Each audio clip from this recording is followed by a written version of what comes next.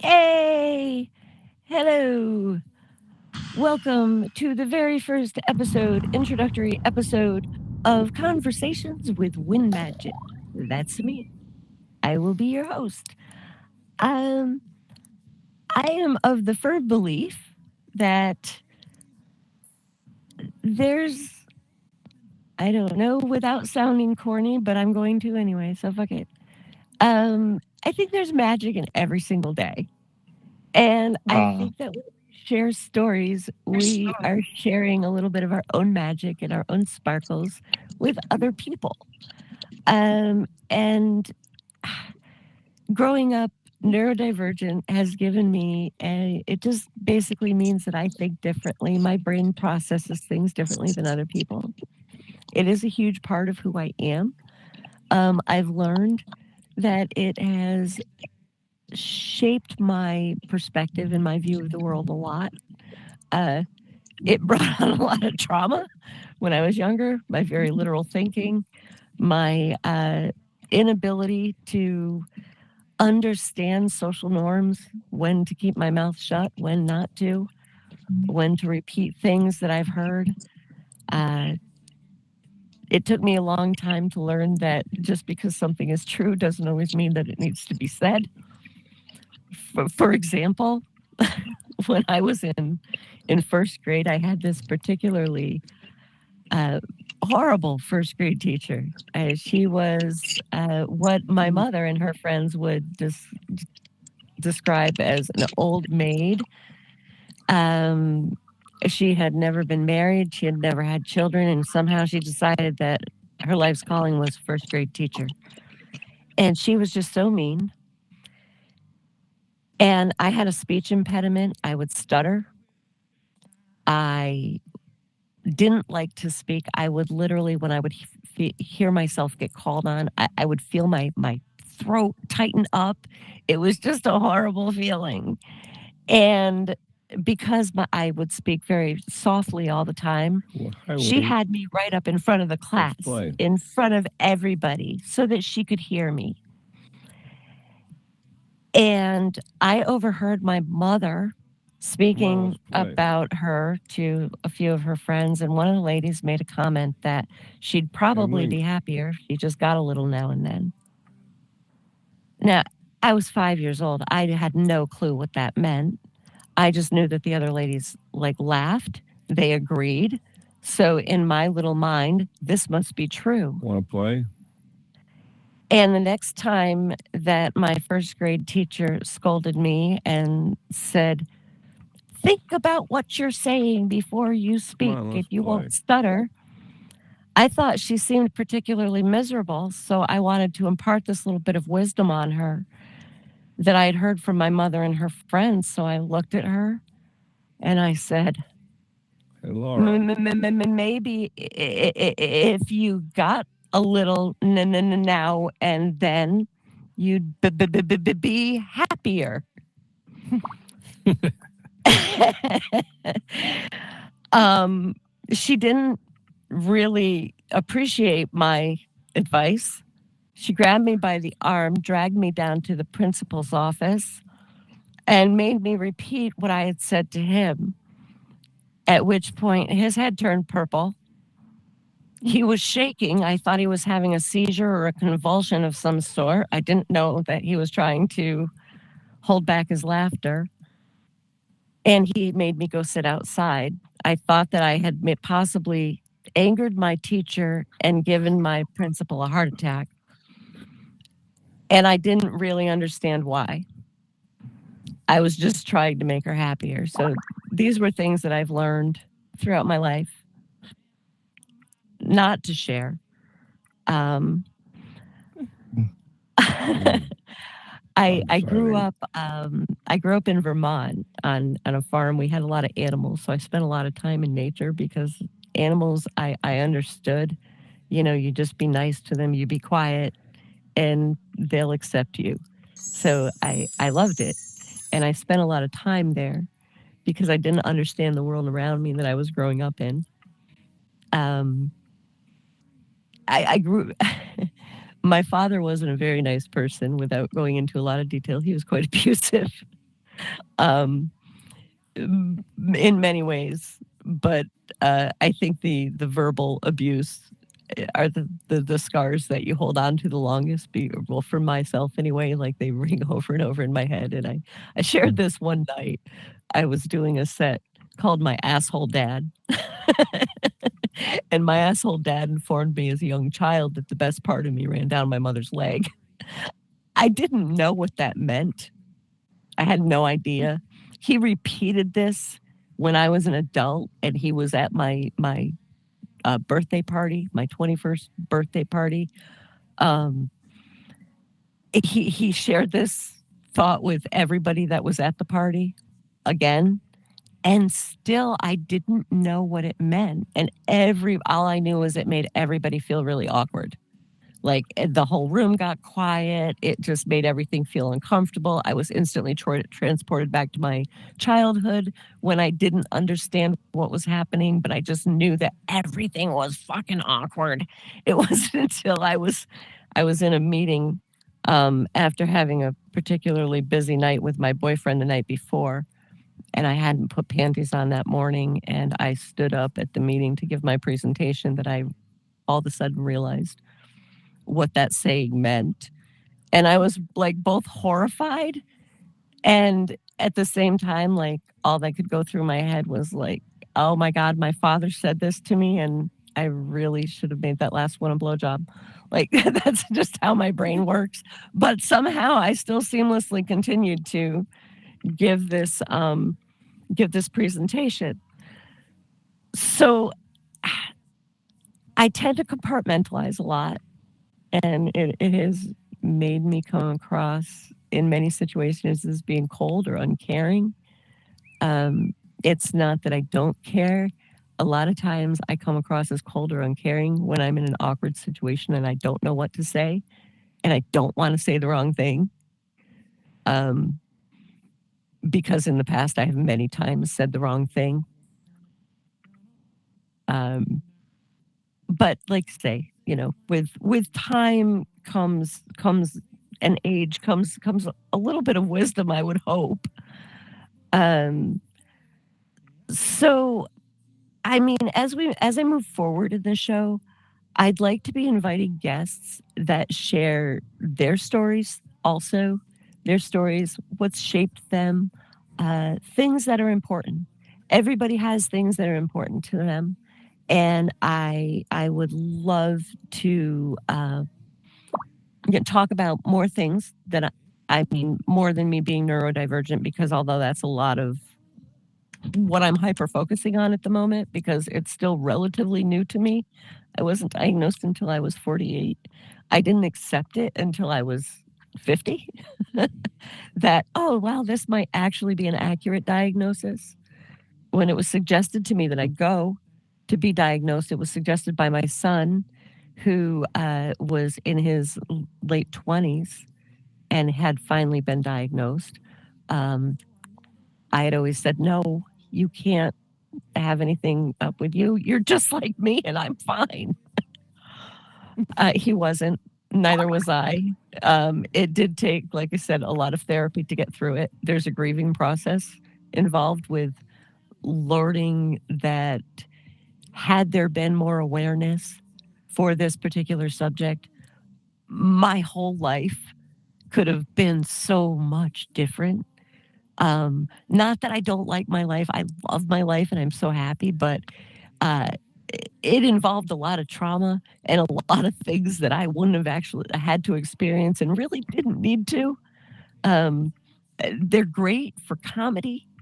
They're great when it comes to writing comedy, when it comes to standing up on stage. But, um, things that I really didn't need to experience. And had there been more awareness for women having autism, the fact that you can have autism and ADHD because they present differently. This has become a big part of my life, is making people aware of it, that it doesn't look like you'd expect it to look. I can mask and nobody would know. My speech pattern changes. Everything about me changes. I can look people in the eye. It's exhausting. Um, Most women who are on the spectrum go through their lives masking and trying to fit into normal society. Uh, Thankfully, there's more awareness is being brought to it. Um, and I can say that I am quite positive that mine was not caused by vaccines of any kind because my mom was an anti vaxxer. I was not vaccinated until I was 16 years old. Um, so in 1987 was when I was vaccinated, and it was the 80s, and I used an awful lot of Aquanet. So I do have a theory that if it wasn't the vaccinations, maybe it was all that Aquanet hairspray that I breathed in, and it might have had something to do with Metallica and Pantera. I'm not sure. Maybe that causes autism. Um,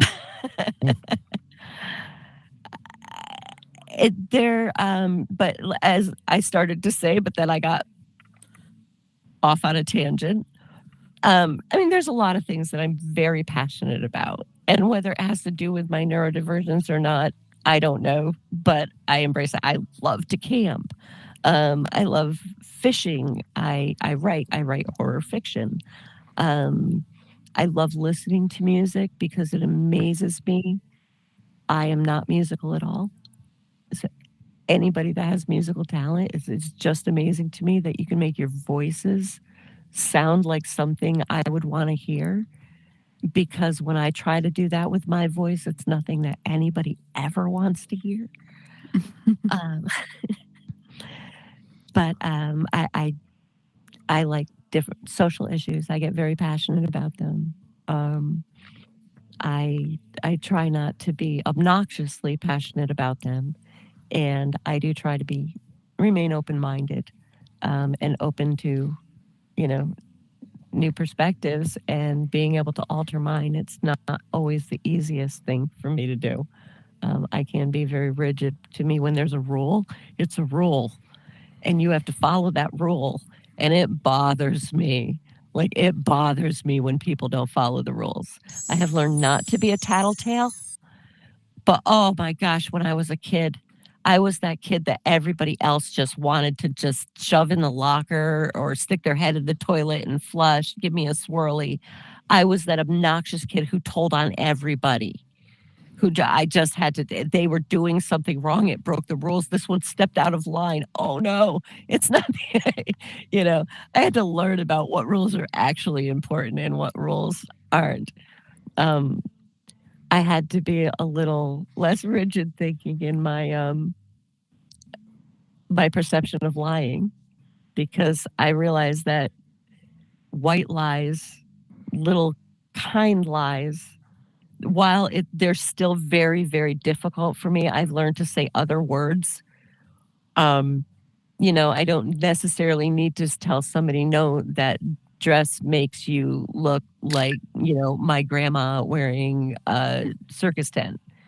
That doesn't need to be said. I could just say that's not the most flattering thing.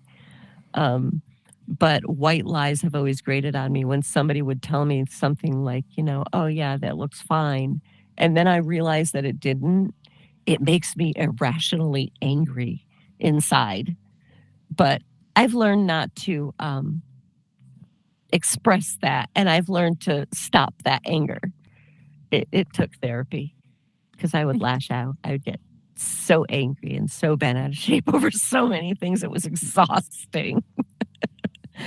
um, Especially when I also get into politics.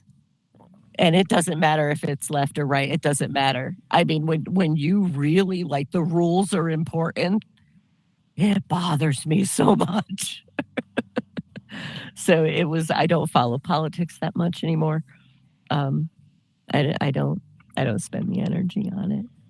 Um, but I would like to, with this show, create a welcoming space where, we can explore all kinds of topics, whether they're deeply personal whether they're hilariously funny or whether it's just something that's just plain fucking fascinating.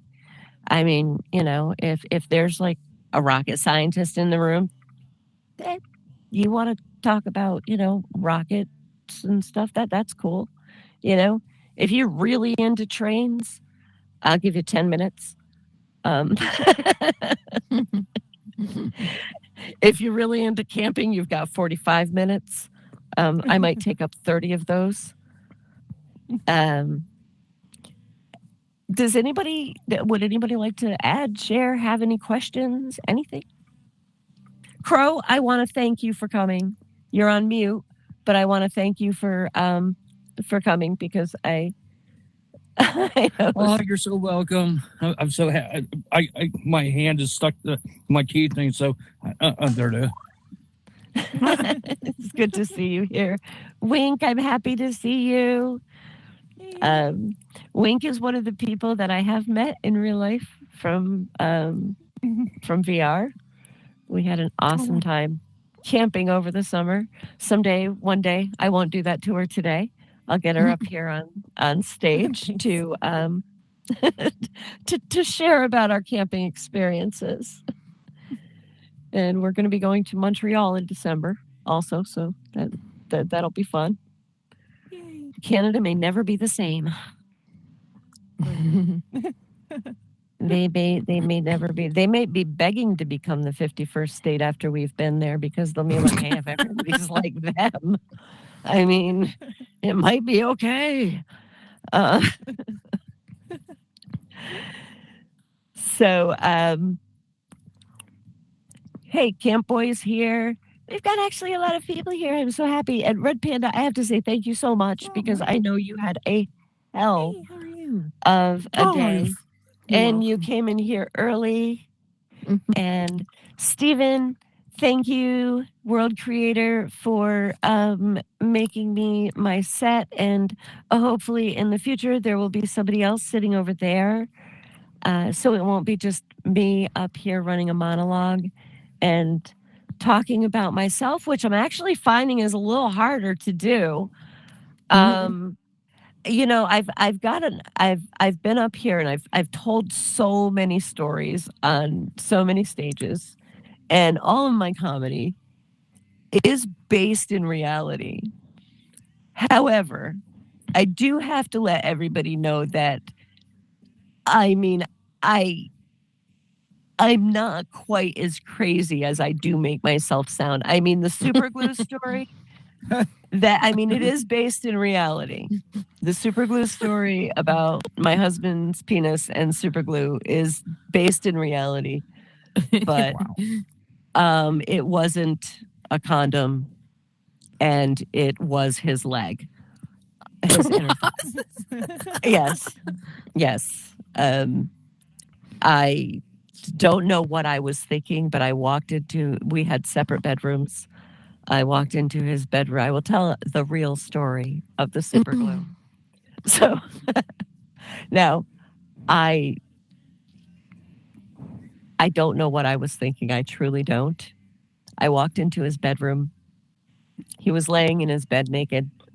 He had an erection. He was on his side. His leg was up, kind of, and the erection was laying against his leg. And I had a tube of nail glue in my pocket. And I just, for some reason, just thought it would be funny.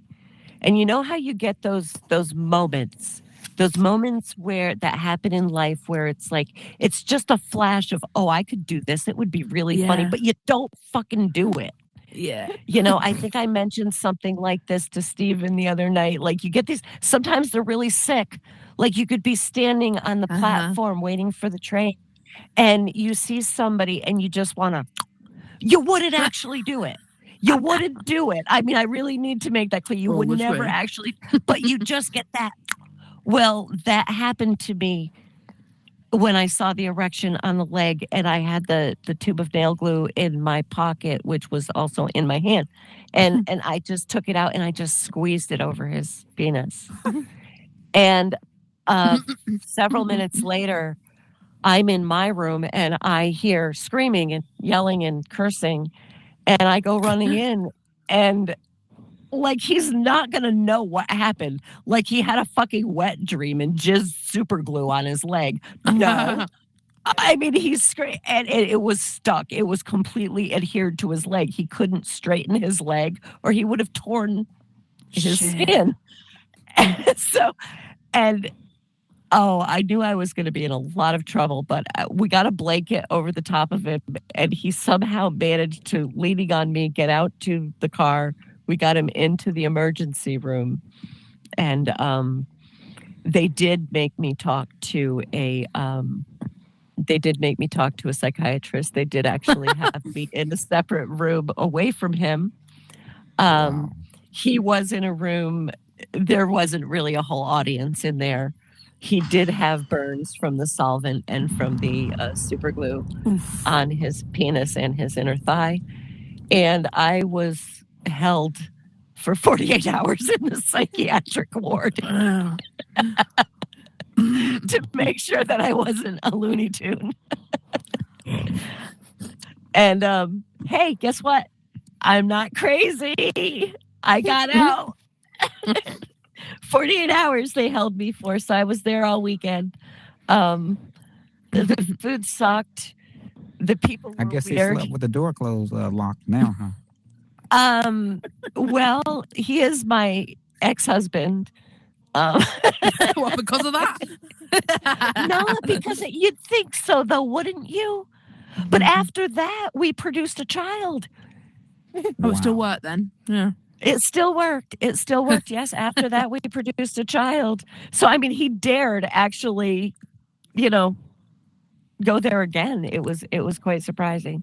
So, I mean, while some of my comedy is based in reality, I just felt like the real story made me sound Did a you meet little bit Lorena? too nuts. Did you meet Miss Bobbitt? I never did. I never did. But me getting super glue in my eye years later and being in the same hospital Oh. and having a nurse telling me Karma. about this crazy lady who had super glued her husband's penis and that it had been in the newspaper and that she had said she was incarcerated, then she went to the loony bin, and so that didn't happen. But I mean, the story had grown exponentially, but I mean, she did actually tell me the story of what I had done 7 years later. So I was like, hey, I'm winning. I'm an urban legend now in a little corner of Connecticut. I am a legend. And I was pretty proud of that. So that was one of the first stories I ever shared in VR and up on stage. See, and another thing too is that ADHD comes with info dumping. You find yourself dumping the most personal information on people, like people that you barely know. You will tell them the most personal things. And another reason I love comedy is I've learned it's okay to do that up on stage. Like I've told people about shitting myself as I'm running down the street in a strange town, and it's okay because I'm on stage. Like it's not acceptable if I'm out in polite society at like a cocktail party. I can't tell a story about shitting myself and the guy rescuing me giving me a pair of sweatpants that says juicy on the ass because it would be in poor taste. But I can get up on stage and people laugh and it's amazing. And that's part of why I love comedy so much because I can just share all this crazy stuff. I can info dump, I can trauma dump, and it's funny. And people actually come and watch me do it on purpose. Like they're not like cringing and trying to get away. It's bizarre to me. It feels weird, but it also feels pretty amazing sometimes. So, yeah. Yeah, that's what I'd like to do with this show. In a nutshell, that's a little bit about me and my weirdness. I want to thank everybody who showed up to this episode of Conversations with Windmajik. If you have any thoughts, questions, ideas for future conversations, I'd love to hear from anybody. And stay tuned for upcoming guests and topics. And I promise to be hopefully a little bit more put together, not as headset weary, because I did a podcast just before this for my next show. And follow me and the Scenic Club on all the socials, and follow my YouTube channel, Windmajik. All episodes will be uploaded to my YouTube channel. And until next time, keep the magic alive. Woohoo! Yay! Whee!